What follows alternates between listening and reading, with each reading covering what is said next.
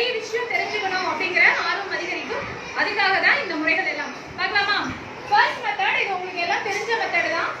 0 1 2 3 4 5 6 7 8 9. இப்ப 0 1 2 3 4 5 6 7 8 9. இந்த மெத்தட் தெரியும். ஓகேவா? இதுல பாத்தீங்கன்னா இன்னொரு டைப் போறேன். அது வந்து ரொம்ப இன்ட்ரஸ்டா இருக்கும். கவனி.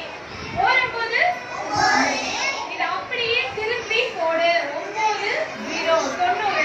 அடுத்து ஈரோப்பனா அது அப்படியே மாத்தி போடு. 87 மூவம்போதா 27 அது அப்படியே மாத்தி போடு. 4போதா 36 இது அப்படியே மாத்தி போடு.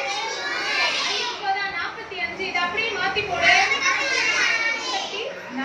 அதே மாதிரி பாத்தீங்கன்னா இந்த பெருக்கல் வாய்ப்பாடுல அந்த கடைசில ஆன்சர் வருது இல்லையா, அது எல்லாத்தையுமே கூட்டும் போது கூட்டுத்தொகை 9 தான் வரும்.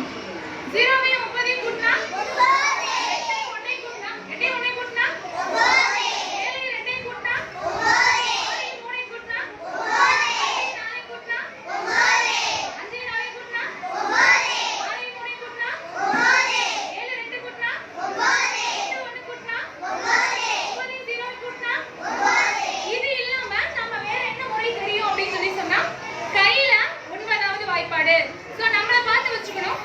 ஓரம்போதா 9 ஈரோம்போதா 18 மூவம்போதா 27 நாலம்போதா 36 ஐயம்போதா 45 ஆறம்போதா 34 ஏழம்போதா 63 எட்டம்போதா 78 ஒன்பதம்போதா 81 பன்னெண்டம்போதா சரியா?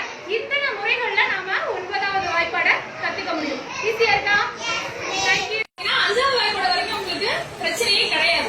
6வது வாய்ப்பாடுல இருந்து 9வது வாய்ப்பாடு வரைக்கும் இடையில ஏதாவது கேட்டா நம்மளுக்கு கொஞ்சம் கஷ்டமாயிடும். சரி, இப்ப 8 எவ்வளவு 9 8